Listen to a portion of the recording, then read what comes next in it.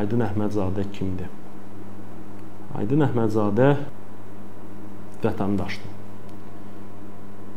Kiçik körpə qızın atasıdır. Aydın Əhmədzadə Azərbaycan xalqını da tanıtdırmağa çalışan bir gənc oğlandır. Aydın Əhmədzadə kimdir sualına cavab vermək biraz çətindir. Çünki özümü heç vaxt qıraqdan başqa bir subyekt kimi görmürəm. Çalışıram özümə fikir verim, kontrol edeyim özümü, qiymət qoyum, amma həmin qiymət çox vaxtı bir, necə deyim sizə, çox pozitiv olmur. Yəni, çalışıram özümdə nöqsanlar tapım ki, onları həll eləmək üçün daha çox çalışım. 13 şirkətlər qrupunun, indiki 13 şirkətlər qrupu, yəni biz açılanda artıq 13 agentlik kimi açılmışdıq. Onun ideyasını çoxdan daşıyırdım özümdə. Və 2011-ci ildə mən indiki həyat yoldaşımla Ülkər İsayeva ilə tanış olmuşam.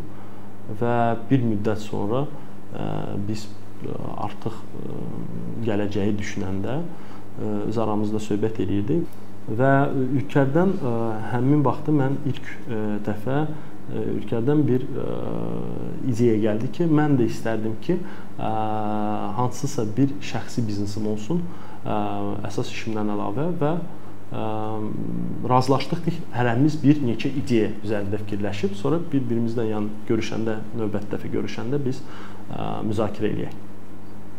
Və Ülkər öz ideya ilə demək olar ki, məni çox sevindirdi. Çünki Ülkərdən gələn ideya o idi ki, tədbirlərin, yəni Azərbaycanda professional səviyyədə tədbirlərin təşkilatı ilə məşğul olan agentlik yoxdur və mən elə bir agentlik açmaq istəyirəm. 13 Aydın və Ülkər Əhmədzadə ailəsinin bir mystical, belə deyək biz, bir rəqəmdir bizim üçün. Çünki bu rəqəm həyatımızda tez-tez qarşımıza çıxır və çox uğur gətirir bizə. Bizim tanışdığımız ayın 13-ü olub. Ayın 13-ü bir sıra həyatımızda, şəxsi həyatımızda tədbirlər olub və çox böyük bir sevinç gətirib bizə. Artıq biz təəccüblənmirik. Və şirkətin adını düşünəndə biz Ülkərlə demək olar ki, bir nəfər kimi razılaşdıq ki, qeyri-adidir, ad da qeyri-adidir. 13 adın verək şirkətə, amma onu rəqəmlə yox, sözlə yazaq. Çox vaxtı dostlarımız bizi biraz çalışırdılar hansısa negativ şeyləri gələcəkdə qabaqlasınlar ki, ay uşaqlar, bura Bakıdır, 13 rəqəmini sevməyən insan çoxdur, qorxan çoxdur, nəs şey kimi sayılır, nəs rəqəm kimi sayılır. Və bu bizə artıq bir tərəfdən köməkli elədi. Biz öz şirkətimizin şüarı haqqında çox düşünürdük və şüarın tapılmasında bizə çox dəstək verdi həmin bu söhbətlər. 13 agentliyi stereotipləri aşaraq. Yəni, nəyə görə? Çünki bu düzgün stereotip deyil. Biz müsəlman milləti, biz türk xalqıq demək olar ki də, yəni biz elə bir nəs şeylərə biz inanmamalıyıq. Və hesab elədik ki, bu stereotipləri aşıb yanımıza gələn klientlər artıq bizim klientlərimiz olacaq. Bu stereotiplərə inanan klientlər bizə maraqlı olmaz.